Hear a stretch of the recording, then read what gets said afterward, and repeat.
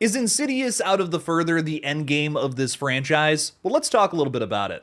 What's your favorite scary movie? Be afraid. Be very afraid. I want to be a fighter, like you. Oh, let it burn! Let it burn! Did you miss me? You have to shoot them in the head. They always come back. The boat can leave now. Tell the crew. But sometimes that is better. Good luck. Hey everybody, I'm KillJoy Jake. What do you guys think the Insidious demons do in the Further when they have no astral projectors to possess? Are they, anatomically correct?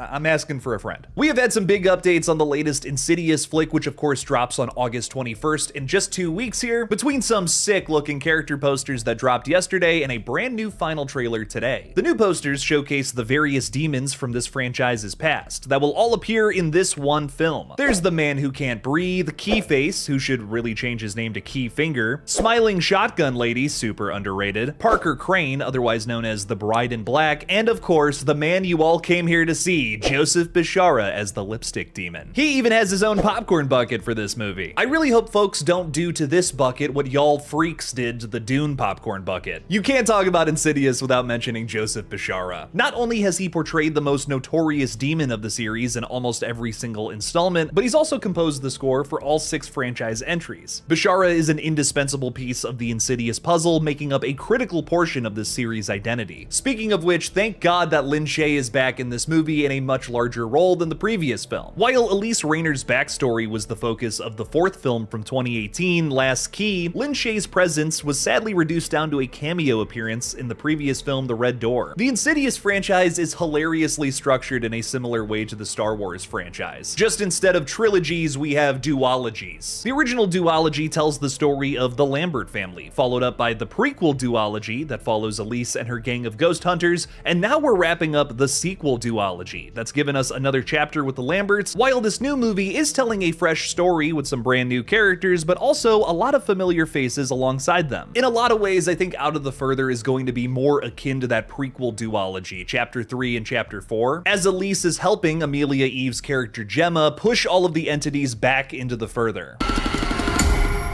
Those are not dreams, Gemma.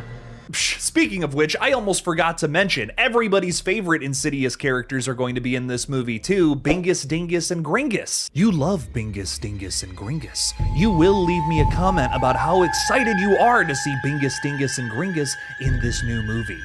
The big point to be made with all of this is that this entry is seemingly doing an Avengers Endgame style story, where we bring together all of the different characters and elements of this series into one gigantic story. While a ton of franchises have done this since Endgame dropped in 2019 to underwhelming results, I actually think it totally fits the Insidious series. Some of the most fun moments in the sequels are the lipstick demon jump scare cameos, or when they find ways to connect whatever the new story is to a previous plotline. Take this scene from Last Key, for instance, that tacks on a scare to a creepy moment from the first film. That's kind of a genius scene in my opinion, because in the first movie, that just results in a scary looking scratch coming down the window. Audiences who had already seen that scene from the first movie weren't expecting a big jump there. If you think about it, that's a masterful jump scare that was set up 8 years in advance. It also serves more of a purpose than just fan service, as it leads the prequel 4th movie directly into the events of the first film. While Out of the Further is obviously doing some fan service here, I think they're thankfully doing a lot more than just that. The new entry follows Gemma, a young mother raising her daughter in the house she grew up in, who discovers she can travel into the Further, the purgatorial realm of lost souls at the heart of the Insidious universe. When something evil comes after her, Gemma discovers an ability that changes everything. She doesn't just enter the Further, she can bring what lives there back to the real world. Once the demons realize her power, our world becomes their playground. This is a very thoughtful evolution of the series, considering one of its main influences. It's no surprise to horror fans that Insidious was originally inspired by A Nightmare on Elm Street, the first Dream Demon series that defined 80s horror. While While Insidious definitely adopted a darker tone and changed some things up, it still utilized a lot of those same elements from the Wes Craven franchise. For instance, they cast Lynn Shay in a pivotal role, who's of course the teacher in the original Nightmare, as well as Elm Street producer Bob Shay's sister. The concept itself is crazy similar, except more grounded and creepy versus Elm Street's pulpy slasher surrealist vibes. And their demon is even called the Man with Fire on his face at one point, sporting sharp black claws on his one hand.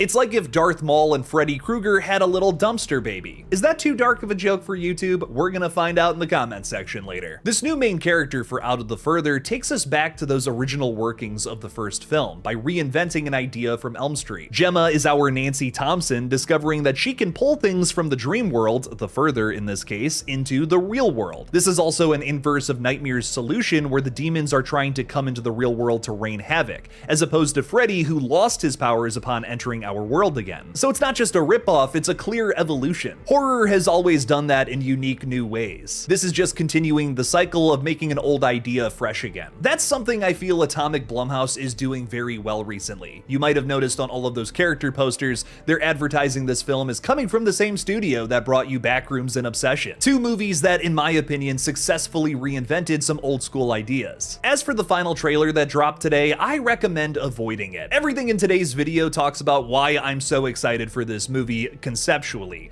But just talking plainly for a second here, I want to be shocked by the jump scares too, man. I started that trailer off all ready to do a trailer breakdown today, and I immediately saw a new jump scare I have never seen before. I stopped the trailer and I will not be watching the rest of it. I recommend you do the same. Based on the initial trailer alone, I was already super excited for this one. So I think this movie's gonna bang. Buy your tickets now. This movie drops on August 21st. You're not gonna want to miss it. Before we wrap up today's video, please make sure to like it and subscribe to this page for more updates on the most exciting horror projects. You can also listen to horror updates on Spotify while you're on the go. Also, the best way to support this channel is by becoming a patron over on Patreon. Over there, you can find a ton of bonus content like reactions to various horror TV shows and movies. We're currently watching Dexter and Hannibal, with multiple episodes going up there a week. No, what? Check it out by clicking on the link in the description below. One final plug and I'll shut the heck up. Please make sure to also check out my film channel, Human Egg Productions, where we're currently posting horror and comedy short films every Friday. If you like slashers especially, check out the gory short I wrote and directed called Chicken Man.